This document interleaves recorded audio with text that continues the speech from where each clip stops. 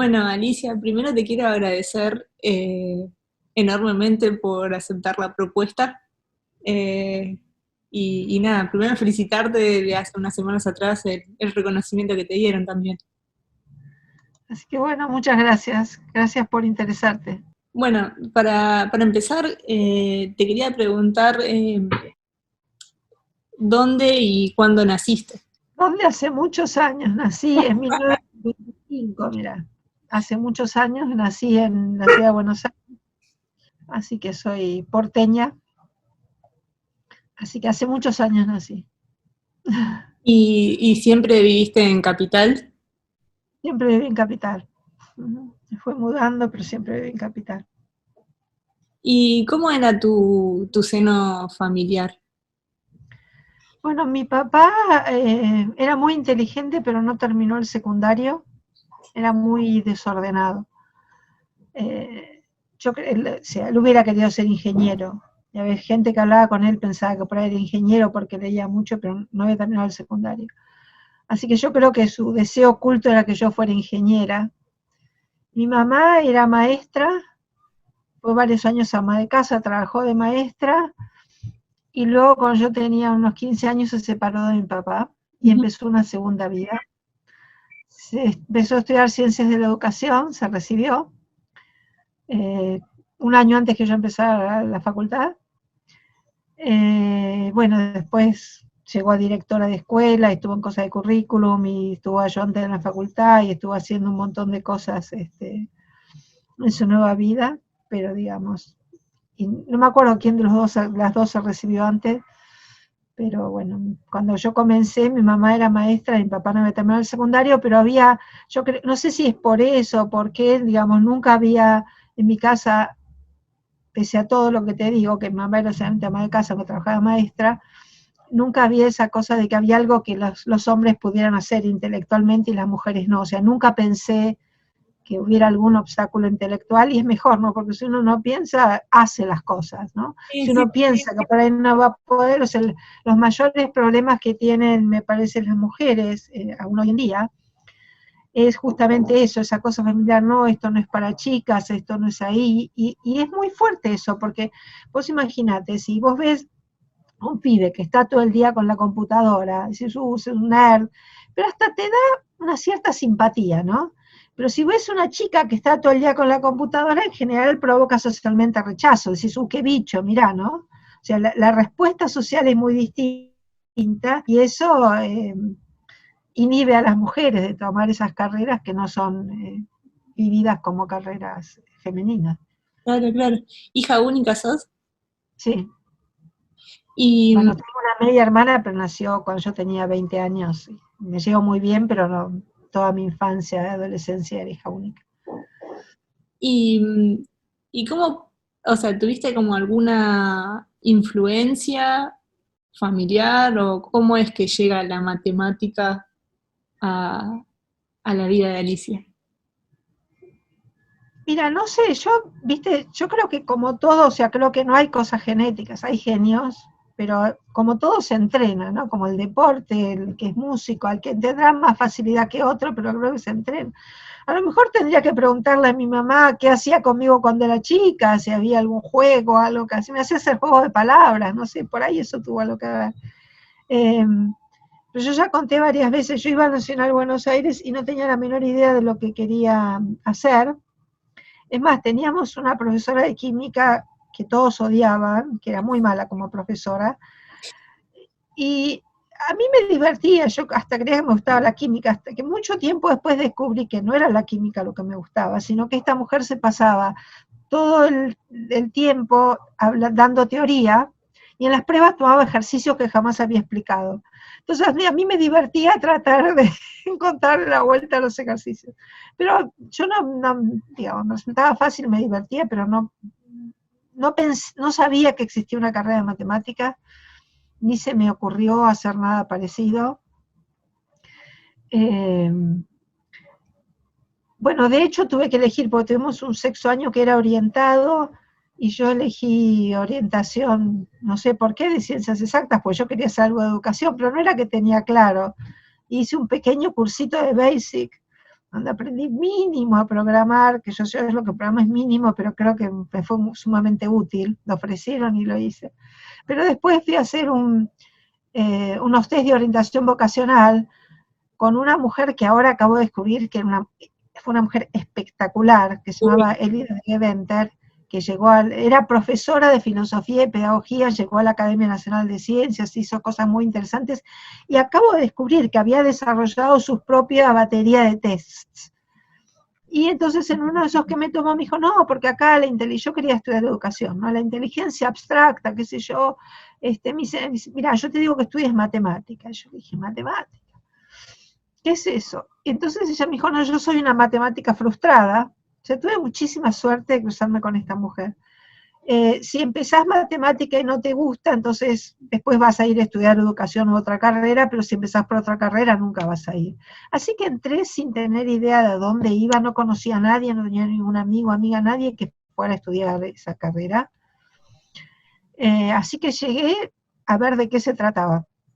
Y tuve mucha suerte porque me hice amiga de una chica que estudiaba física y empezamos a estudiar juntas.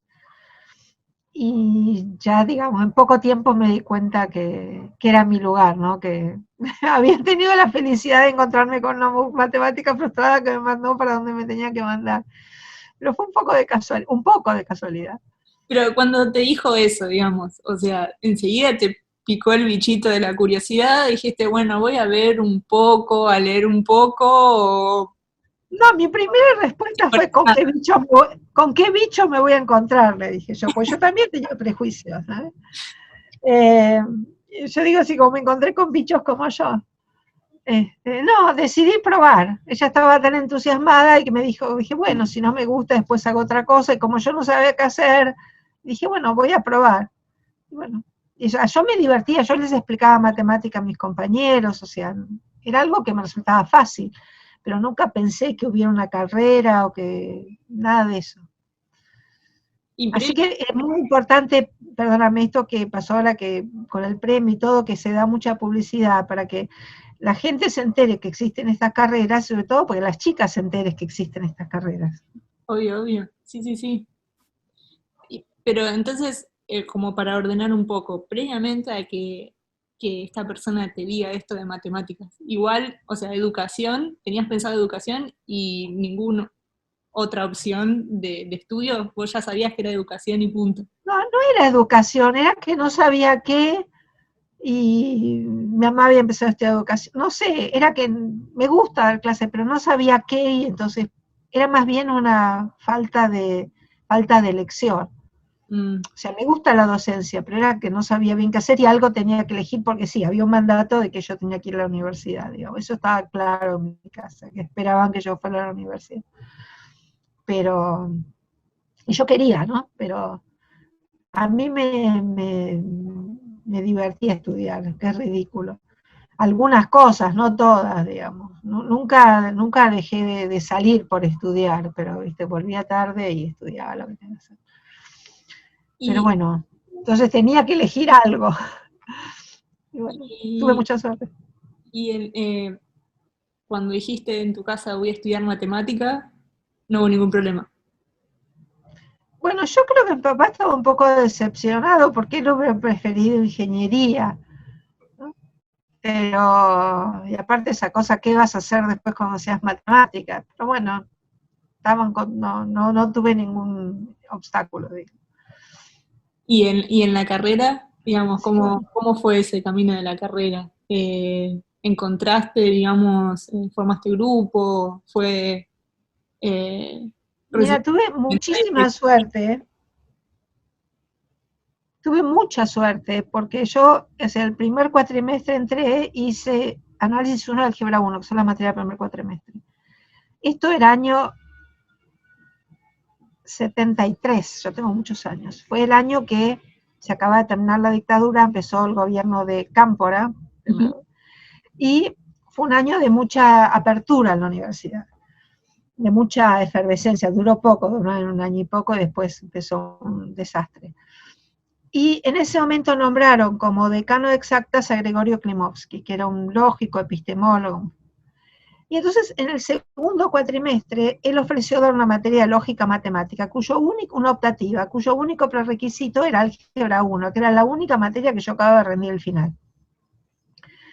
Entonces lo vi, me anoté, no sé cómo lo vi, me anoté, y en esa materia había gente como yo que era una pichi, y había gente de todos los años de la facultad, había alumnos de doctorado, y ahí empecé a conocer, me hice amigos, o sea, conocí gente muy diversa, y aparte, viste, era segundo cuatrimestre, yo estudié en la Facultad de Ciencias Exactas y Naturales de la UBA, que afuera del pabellón 2 tiene como unas así cosas inclinadas con pasto, entonces nos reuníamos y la gente cantaba, y mucha, no sé, alguna correlación que no comprendo del todo entre la matemática y la música, pero mucha gente hace algo de música.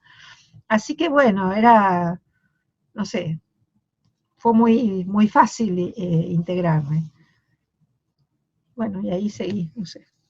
Pero ¿Y, también son esas cosas que pasan, qué sé yo. en qué año terminaste, digamos, la Terminé en el 77, eso ya fue una época muy oscura, ya en ese momento nadie hablaba en la facultad, durante muchos años no se hablaba para nada, nadie hablaba. Yo recuerdo ahora, las aulas eran silencio, y éramos pocos.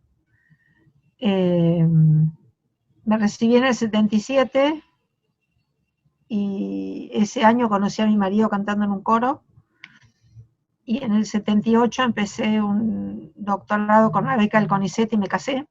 Ujú.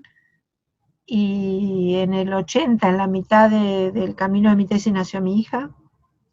Me doctoré en el 82 y en el 83 nació mi hijo. Pero yo en ese momento no me planteaba, no sabía ni qué era la matemática todavía. Me divertía, pero no tenía, viste, hay gente que tiene grandes expectativas, quiere resolver grandes cuestiones, sobre todo para la gente que estudia física se plantea. Yo la verdad que entré sin saber lo que era y sin plantearme grandes cosas. Es más, mi director de tesis era un matemático excelente que acababa de volver de Francia y de Estados Unidos. Y entonces, lo primero que me dijo es, bueno, que por qué no iba, cuando me acerqué a pedirle la tesis, que por qué no iba a Minneapolis, a hacer un doctorado en Minneapolis. Y yo le contesté en ese momento, yo la pasaba bárbaro con mis amigos, el coro, mi marido, mi novio. Y le dije, no, que yo no quería elegir toda mi vida por la matemática. Esa fue mi respuesta. Que yo no quería elegir toda mi vida por la matemática, que estaba muy divertida acá y que pero no tenía la menor perspectiva, no sabía ni qué era la matemática. Salvo que la pasaba bien, que me gustaba. Y bueno, comencé a hacer la tesis con él, y ya en realidad, y tuve mucha suerte también, mirad para atrás, porque era todo, él empezó a armar un grupo grande de gente, y eran todos hombres, salvo Carmen César, o sea, tuve una amiga con la que hicimos todo el doctorado juntas, y no era una cuestión de discriminación, pero por ahí, viste, un fin de semana, unos días nos íbamos de vacaciones a, qué sé yo, a la playa, pero podíamos seguir trabajando, cosa que con un hombre no podía hacer, con un amigo no daba para eso. O sea, te da otras posibilidades, no estaba sola en ese lugar. Yo pienso que eso también fue una de las cosas que me pasaron con mucha suerte. Y apenas terminamos las tesis, o sea, tuvimos que demorarlas porque Miguel Herrera, llamado mi director, le había agarrado un cáncer en los intestinos, no sé exactamente qué, pero no le dijeron que era cáncer, en esa época no se decía. Y bueno, postergamos un poco las tesis, las defendimos en junio, él se fue, inclusive creo que todo octubre, a Francia en un viaje académico, y cuando volvió ya tenía tomado el intestino y se murió, perdón, el hígado, y se murió en enero del 84, así, súbitamente a los 45 años. Pero cuando volvió, nosotros igual seguíamos sin tener idea de qué era, porque él era muy protector y se ocupaba de todo, y tenía todos los contactos y qué sé yo. Entonces volvió, y un mes antes de morirse se sentó con nosotras y nos dijo que había estado hablando con un profesor francés, que le había interesado una cosa que nosotros hicimos con las tesis, y que eso podía ir a una revista que yo no sabía qué revista era, y se sentó a ayudarnos a escribir la introducción, porque es muy difícil escribir la introducción de un trabajo. tipo Bueno, paper, escribió la introducción, tipo o sea, paper. con un papel con lápiz, Sí, de un paper, ¿no? Decía que teníamos que escribir un paper, que podíamos mandarlo a esa revista, que era, yo no sabía cuán bueno era, pero es muy buena, y nos ayudó con la introducción. Todavía durante muchos años teníamos los papeles, no sé, tenía un lapicito de esos de portamina. Bueno, se murió y nosotras, bueno, él dijo eso, mandamos al paper esa revista. Pero sin saber lo que era, ¿no? Y después nos dimos cuenta dónde la habíamos mandado, que era una revista muy buena. Y encontramos entre unos libros que le damos de Herrera, que unos franceses, pues que nosotros habíamos descubierto una cosa, que unos franceses decían eso. Y no entendíamos por qué él no nos había explicado qué pasó. Pero entonces, cuando vimos eso, estábamos esperando que nos llegara una carta que dijera: queridas subdesarrolladas, esto que ustedes hicieron ya lo hicieron los franceses hace unos años. Pero parece ser, después me enteré que los franceses tenían idea de hacerlo, pero no lo habían hecho. Nosotros lo habíamos redescubierto, pero lo habíamos demostrado. Y nos aceptaron el trabajo. Y fue, digamos, me abrió muchas puertas, porque después de eso, o sea, quedé perdida en el medio de la nada, el grupo se disolvió. Yo no tenía idea ni de qué era ni nada, era un momento donde yo estaba con los dos chicos muy chiquitos, los salarios eran bajísimos, era pre-email, no había correo electrónico, nadie venía porque realmente estamos lejos, no había visitantes, no se compraban revistas por 5 años, del 84 al 88 no se compró una sola revista. Así que intenté, en el medio traté de estudiar cosas diversas, hasta redes neuronales, no sé qué, lo que venía, pero intentábamos estudiar de libros, era muy difícil. Así que tuvimos muchos años de mucha búsqueda sin saber para dónde ir, ni cómo, etcétera, de mucha frustración. Carmen terminó después trabajando muy exitosamente en educación matemática, y yo no sé, seguía ahí buscándole la vuelta, no sé cómo, porque aparte, a raíz de ese trabajo, habíamos entrado al CONICET como investigadoras asistentes. Entonces tenía que responder por eso, y yo la verdad que no tenía la menor. Yo creo que tuve mucho apoyo de colegas que yo no sé quiénes son, pero bueno, por ahí como habíamos hecho ese trabajo bueno porque estaba en su lugar, bueno, de haber pensado que teníamos la posibilidad de seguir haciéndolo, pero me llevó como 8 años encontrar mi camino, por dónde, cómo hacer, digamos, no me fue fácil, como huérfana matemática y en este lugar que era muy aislado. Así que bueno, después yo digo, así como siempre fui haciendo camino al andar. Y bueno, acá estoy. Y si tuvieras que citar, digamos, a gente que te influyó, mentores, gente que hizo, digamos, que puedas hallar, digamos, ese camino en la matemática, o bueno, vos recién dijiste todo el tiempo que tuviste mucha suerte y que te apoyaron distintos colegas, pero si tuvieras que citar a personas que te inspiraron, a quién nombrás? No te, bueno, mi director era muy inspirador. No sé, después tuve colegas, un colega argentino que vivía en Estados Unidos, muy buen matemático, vino acá en un sabático, yo no lo conocía, esto ya era el año 88, han pasado varios años, y entonces lo que él hizo durante muchos años es me mandaba papers, me mandaba información, que acá no se conseguía, me mandaba información, y otros, después, no sé, no hay nadie a quien yo quisiera imitar o que yo sintiera que fue el que orientó mi camino después, pero hay muchas personas que me ayudaron de maneras, también mi marido, porque en algún momento yo me di cuenta que tenía que empezar a viajar y conectarme, y no era parte del contrato original, o sea, tuvimos que recontratar, yo no sabía que la matemática implicaba viaje. Así que bueno, tuvimos que adaptar, sigo casada desde entonces, pero bueno, tuve mucho apoyo familiar, pero que no fue fácil, ¿no? Porque había que pelearlo en ese momento, no era lo estándar. Y también tuve mucha suerte porque, o sea, en el ICTP, es el Centro Internacional de Física Teórica en Trieste, que es un centro de física teórica, pero también tiene matemática, ahora tiene también otras cosas, pero desde el principio tenía una sección de matemática, y se supone que era para, digamos, con apoyo de UNESCO y de la Academia de Ciencias del Mundo, que ahora, antes llamado del Tercer Mundo, tratar de, ahora se dice países emergentes, en esa época se llamaba países subdesarrollados, organizaban escuelas y cosas de actividades y llevaban gente de todo el mundo. Y había una escuela en temas más o menos afines con lo que yo sabía, que uno de los coorganizadores era un mexicano, y yo creo que habló con un colega de Córdoba, y él le dijo que estábamos nosotras dos, que nos invitara, que teníamos que ver, y bueno, caímos ahí en Trieste, esto era fines del 87, era una... Pero esto que te digo, mi director se ha muerto en enero del 84, ya habían pasado casi 4 años porque era fin del 87.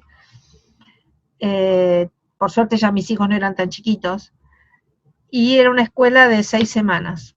Entonces, bueno, con apoyo de mi mamá, de mi suegra, de mi marido, que vino conmigo al final las últimas 2 semanas, tuve 6 semanas, aprendí inglés, eh, y lo fundamental, aprendí algo de matemáticas, lo que pude absorber ahí, pero esencialmente lo que para mí fue fundamental, porque yo, digamos, era muy frustrante para nosotros estar acá, y había, viste, otros colegas que yo sentía que, bueno, que eran igual de buenos que yo, que no eran ni mejores ni peores, y que producían, y que yo no podía hacer nada. Y un día ahí estoy parada, tienen un auditorio que es una belleza, con madera, es muy lindo, y estaba parada ahí, tuve como una revelación, y la revelación fue que me estaba ofertando información, que si yo hubiera tenido toda esa información que estaba recogiendo ahí, a lo mejor podía haber hecho algo. Y desde entonces mi carrera fue una pelea, no una pelea, pero una lucha por conseguir información. O sea, me di cuenta de que para poder trabajar yo tenía que tener información. Información no, cuando llega un libro que ya pasaron 3 años que se publicó y se hizo y ya. Bueno, entonces ahí me di cuenta que tenía que empezar a viajar y conectarme. Y otra cosa interesante es que ese trabajo que te comentaba, aunque salió en esa revista muy buena, que tiene, yo no voy a hablar a favor del Impact Factor para nada, pero tiene un Impact Factor muy alto, que se supone que es cuánto se cita. Para matemática no corresponde porque esos son los 2 primeros años, y en matemática los papers se citan mucho después, sobre todo los papers fundamentales. Bueno, este no era un paper fundamental, pero recién lo empezaron a citar 20 años después, cuando más o menos, no 20, pero 15 por lo menos, cuando me empezaron a conocer a mí, yo empecé a viajar, o sea, hasta que, por más que estaba en esa revista, hasta que no me conocieron a mí, oyeron mi nombre, nadie fue a leer ese paper, o sea, que no basta que esté ahí, ¿no? Entonces es muy importante, digamos, viajar, aparte muchas ideas en matemáticas salen de hablar con la gente, ¿no? Uno tiene, o sea, es impresionante la sinergia de ideas con gente de cualquier raza, religión, edad, cultura, género, ¿no? Porque todos pensamos realmente de la misma manera. Entonces es muy importante ir y estás hablando con alguien y te surge algo, por ahí un pequeño indicio y se conectan las ideas, y digamos que es algo que con el Zoom es más difícil de lograr, digamos. ¿No? Porque hay momentos donde estás tomando un café o estás tomando algo y, bueno, surgen así, ¿no? Una revelación. No la revelación, pero sí, empieza a moverse las ideas, se generan cosas colectivamente. Y aparte que me escucharan, ¿no? Que bueno, yo también necesitaba feedback de lo que estaba haciendo, otra gente que se interesara. Así que bueno, finalmente terminé viajando mucho, siempre viví acá, pero pasé mucho tiempo, o sea, semestres para mí afuera querían decir, primero que son semestres del norte, que son de 3 meses, o 4, pero por ahí me iba un mes, volvía un mes a estar con mi familia, me volvía a ir otro mes y medio, nunca me fui seguido más de un mes y medio. Ya mis chicos también eran más grandes, pero pasé varios semestres en institutos en Estados Unidos, varios semestres de profesora en Suecia, estuve profesora en varios lugares del mundo, así por un mes, y bueno, pero era digamos, era crucial para mi trabajo, ¿no? Y digamos, de todos esos viajes, de todas esas historias, ¿en ningún momento sentiste alguna discriminación por ser mujer en matemática? ¿O es otra cosa, digamos, la mujer en matemática? A diferencia de, por ejemplo, yo soy de informática, en informática somos 3 y nos conocemos todas. Pero ¿cómo se vive en matemática? Mira, no, no sé si hay una discriminación. O sea, no creo que hubiera una discriminación, pero la discriminación por ahí se produce naturalmente por cómo funciona todo. Por ejemplo, cuando yo empecé, como estaba haciendo el doctorado, viste que te conté que nació mi hija, entonces, bueno, la empecé a llevar a los, no me acuerdo, 6, 7 meses a la guardería, que ahora no se dice más, se dice jardín materno, paterno, no sé. O sea, eso es crucial, que la Facultad de Ciencias Exactas y Naturales haya tenido desde ese momento un lugar donde llevarlo los hijos mientras uno trabaja y que están bien atendidos y cuidados, y sobre todo que lo que se paga, o por lo menos se pagaba, es un porcentaje del sueldo, o sea que todos lo podemos pagar porque es un porcentaje de lo que uno cobra, o sea, no es un precio independientemente tiene una función muy importante. Pero, por ejemplo, bueno, se había creado un Instituto Argentino de Matemática por el centro, esto es en Ciudad Universitaria, donde había secretarias, café, un lugar muy lindo, no sé. Claro, pero entonces los profesores daban clases, yo cuando terminaban se iban ahí a la tarde y las charlas eran a las 6 de la tarde por el centro, que para mí eran totalmente inaccesibles, o para cualquiera que tuviera niños por ahí, digamos.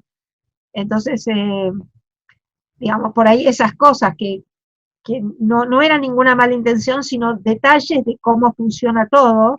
Y aparte, viste, como yo venía yo no tenía ningún escudo protector, no había nadie, bueno, mi director se murió, quedé ahí muy huérfana, yo me acuerdo que medio de casualidad, fui la primera directora mujer del departamento de matemática, porque quedó un espacio, renunció el director anterior, y bueno, y ahí entré, y había un profesor muy renombrado, muy buen matemático, eh, que cuando terminé, me dice, bueno, yo le quería decir que la verdad cuando usted empezó nosotros decíamos, ¿qué va a hacer la mina esa? Pero al final estuvo todo muy bien, ¿eh? Le digo, bueno, muchas gracias. O sea, me vino a decir con un halago, o sea que había una cierta, ¿no? Cosa de esa mina que está ahí, ¿qué pasa? Pero yo pienso que era más que nada porque no me conocían, además, pero bueno, por ahí porque desconfiaban de las mujeres, no sé, pero no recuerdo que me hayan puesto, eh, o sea, lo que es importante es que yo era directora, pero no tenía ningún poder, ¿no? O sea, era un lugar de mucho trabajo, y porque yo aparte no es que ningún poder, pero yo era profesora asociada, y todos los profesores titulares eran hombres, salvo un ejemplo, no muy recordable. Entonces, bueno, no tenía nadie que me explicara cómo se hacían las cosas. Yo, por ejemplo, llamaba a una reunión de claustro, no venía nadie, hasta que me explicaron que no era así, que no tenía que llamar y que no iban a venir, que los tenía que invitar, darles un cafecito, no sé cuánto, tratarlos en persona, que así, bueno, alguien me lo explicó y lo hice y funcionó, pero yo no, no había nadie que, justamente tuve que aprender haciendo las cosas, digamos, pero en realidad este mismo profesor que te comentaba, que yo por suerte no lo escuché, eh, una vez estaba con mi hija, que la fui a buscar, y pasé por mi oficina a buscar unos papeles, y me lo cruzo y me vio con la beba. Me dice, ah, ¿cómo? ¿Usted tiene una hija? ¿Qué hace acá? Tiene que quedarse en su casa a cuidarla. Yo no solo no le hice caso, pero era un tipo que la gente respetaba mucho, ¿no? Una persona muy importante. ¿No? Yo digo, por suerte ni lo escuché, o sea, eso lo tuve totalmente olvidado hasta hace unos pocos años que empecé a pensar, viste, qué era lo que pasaba. Obviamente el pensamiento era que una mujer con hijos no tenía que estar trabajando en matemáticas en la facultad. O sea, yo no recuerdo nada que a mí me haya afectado, pero bueno, porque por ahí de inconsciente no presté atención, pero de hecho las mujeres anteriores que había no tenían hijos. Claro, claro, claro. O sea que, digamos, no sé. Por suerte yo no sabía que había un estereotipo, digamos, creo que eso me salvó. Eso es importante. Es muy importante, yo creo que es muy importante, porque eso es lo que produce autocensura en las mujeres. Sí, sí, sí, sí. Y a ver,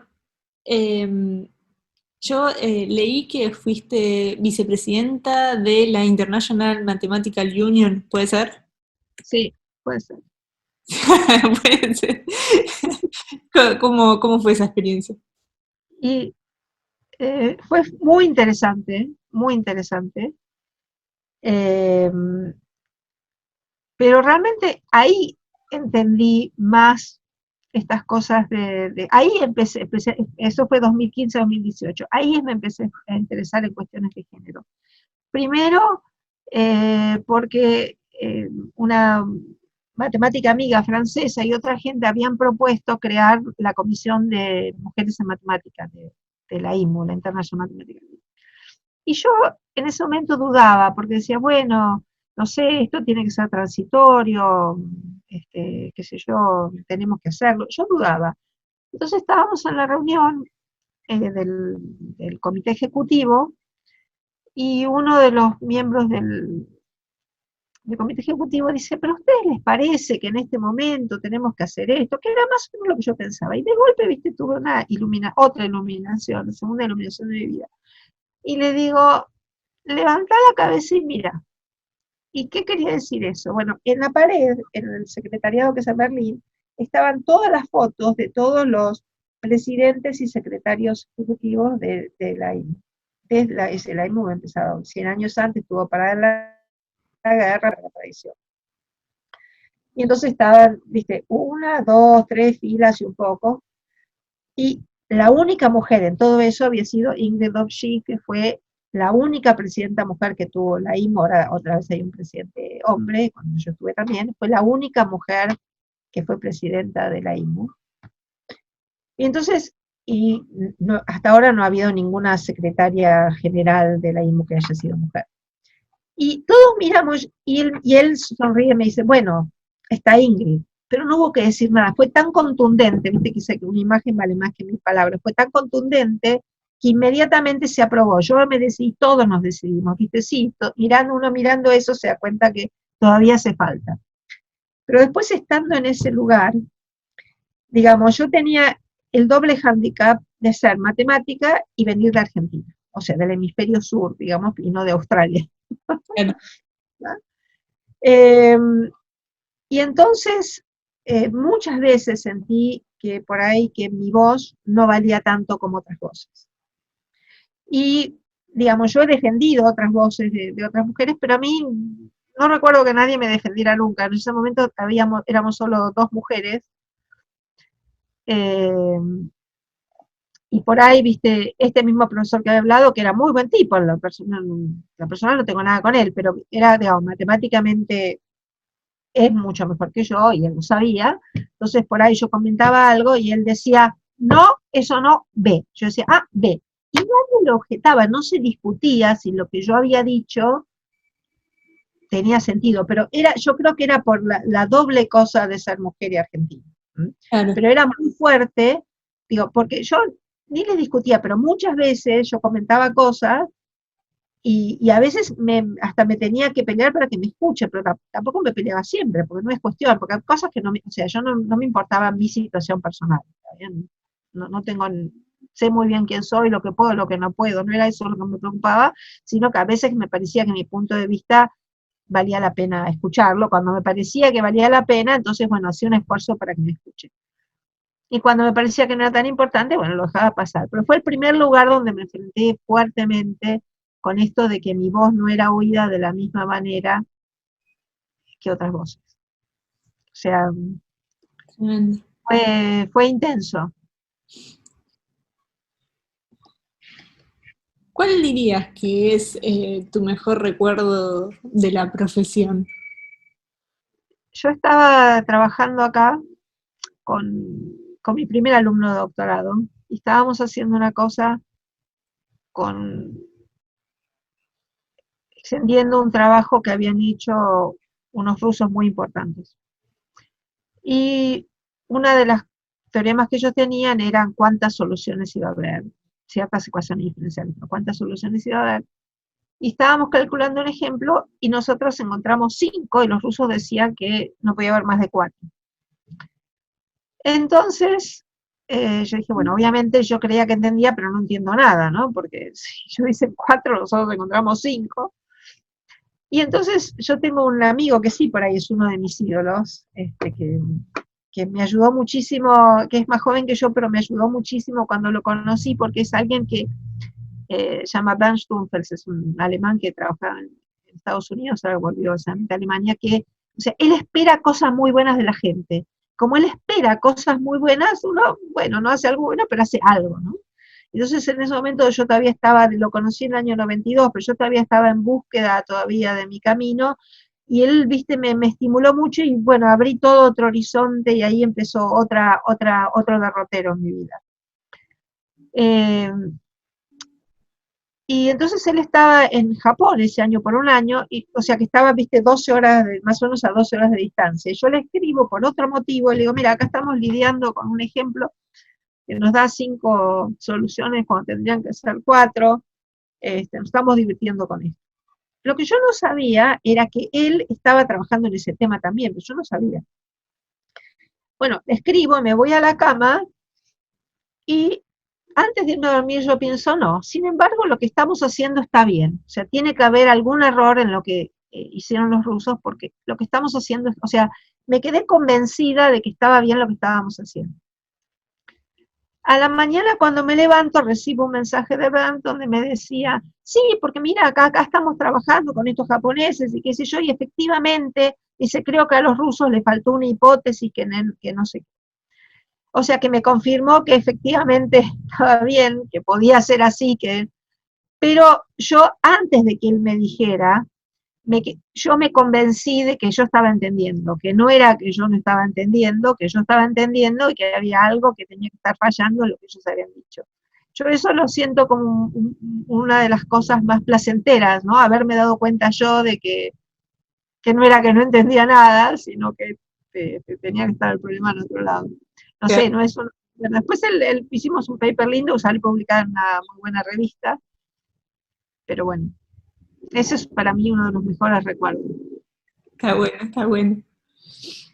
Si vos le tuvieras que decir a las chicas, a los chiques que quieren meterse en matemática y sienten que o es muy difícil, o que, no sé, o que le tiran que tiene que ser un super genio, un Einstein, meterse en matemática, y sienten que no pueden, ¿cuál sería tu recomendación para ellos?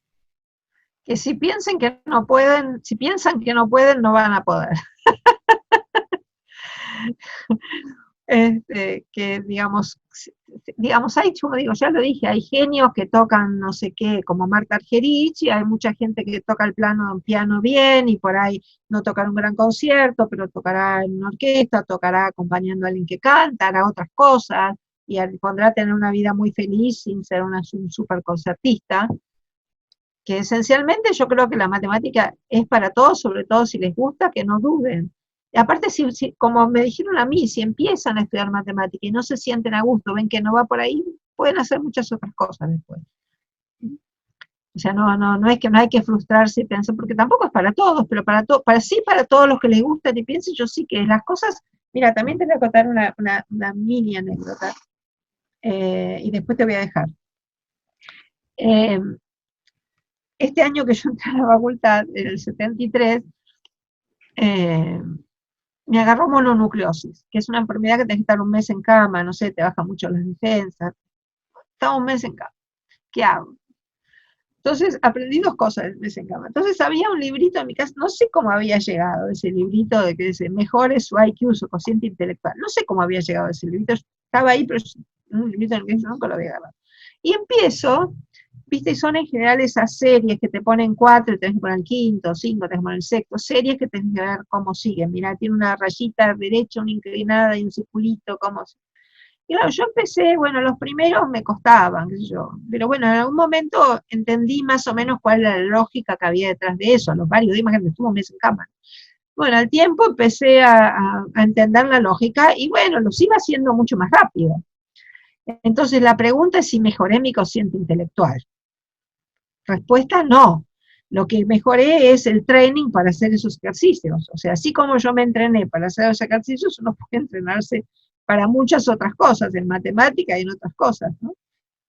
Pero lo fundamental es que hay que pensar que uno lo puede hacer, no es que lo puede todo, sino si uno piensa que lo puede hacer, es muy probable que lo haga. Si piensa que no puede, es casi imposible que lo pueda hacer.